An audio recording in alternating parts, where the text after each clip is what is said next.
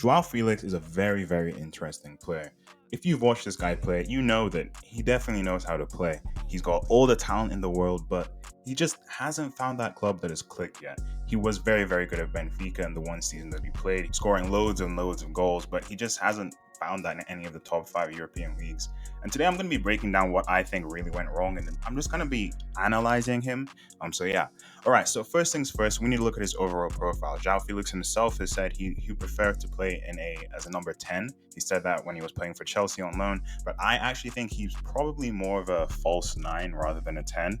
And they are pretty similar roles, but I just don't think Joao is he's too much of a defensive liability because a lot of modern 10s, specifically Griezmann, they really, really do help out defensively, especially with the track back. Griezmann got a really high work rate and they press well, but Zhao just doesn't have that. And while that is like a mental thing, it's less of like a skill based thing. I just don't see him becoming a player that tracks back and stuff. But yeah, in terms of his attributes, he's a very, very good dribbler. It's probably his best attribute. 1v1, he's very, very good. He's very silky. He's got a huge set of tricks to work with. He's also he's got excellent vision. His vision is phenomenal. He's very good at making some very good passes. He can see and analyze the game properly. He can also he has some speed to him, some speed to his game when he's really driving with the ball. He does have a bunch of weaknesses, and I will admit most of the weaknesses do tend to be just experience or mental based weaknesses because he has all the talent in the world. But as far as his weaknesses go, he doesn't help out defensively too much. His press is pretty lackluster. He doesn't press all the time. He could also his execution a lot of the times, especially when it comes to the final third, isn't the best. Like he'll beat his man and then he won't really do anything with it. But I think that's something that's gonna really, really develop as he gets older because that's just lack of experience from what I can tell. He does need to work on his finishing though. That's an aspect of his game he really needs to improve on. If you were a Chelsea fan, I know, look away now. During his loan spell, he hit the post or the bar a lot. And it was pretty frustrating to watch, especially as a pretty big Joao Felix fan. I love this guy. He's such a baller. He's probably been my favorite footballer for the last, I don't know, 2 years or something like that. But he really does need to work on his finishing. It's been pretty lackluster. And he does strike me as a player that I think if he does hit the potential that everybody can see, I do think he should be getting 20 plus goals a lot. And usually it would be just as he's picking up form. Specifically, I think it's the 2019-20 season. That's when, or no, I think it's the 2021 season. Yeah, that season he was so good, but then he got injured, and then it's just he really needs to work on that. He does get injured quite a lot, so yeah, he needs to work on that. But honestly, I think he just needs to move, man. And what really went wrong was the Benfica. As soon as probably after the Frankfurt game, that he scored a hat trick in. And everyone was just talking about him because he was so good. But yeah, I think what really went wrong with his career was the asking price.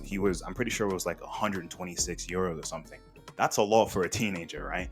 Especially one that only has, I believe, one season under his one professional season under his belt. Even though it was a pretty good season, but 126 M's, that's a lot of money, right?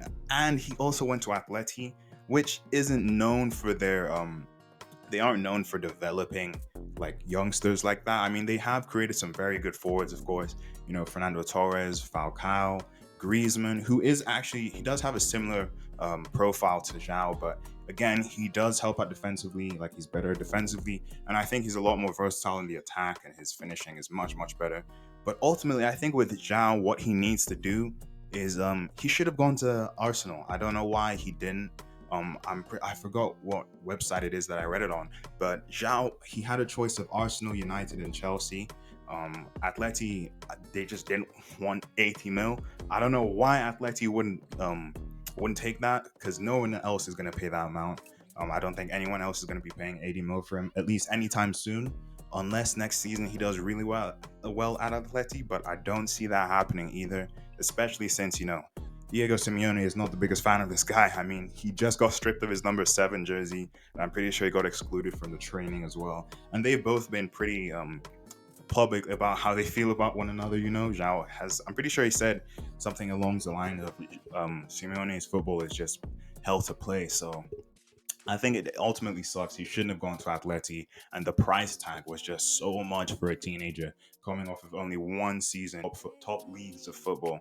So yeah, I honestly think though that in the future he definitely has time, but a lot of his game, the areas that need to improve for him at least, I'd say are mental, because a huge aspect of his game is just, or a huge aspect that should improve in his game is his mental side. You know, helping out with the defense, tracking back, pressing needs to get better. Decision making, I'm less like lenient on because that's something that comes with experience. This guy is like 22, 23, I'm pretty sure, so he's young, he has time. That's something that people need to, and people, guys, stop calling him a flop, okay? Joao Felix is not a flop. He's the GOAT. He's the best youngster on the planet. Yes, it's just for jokes, guys, but still, I do rate this guy very, very highly. I think he has a very high ceiling. I think he could be, if he does like put his head down, put in some work, improve some areas of his game, I think he could probably be like top four, top five of his generation. Like, honestly, I think this guy has a higher ceiling than Phil Foden, but that's a discussion for another day. So yeah, if you guys enjoyed this video, don't forget to hit that thumbs up, subscribe, hit the notification bell so you're aware whenever I upload. And until next time, I've been your host, Gameplay Extra, and I'm out. Peace.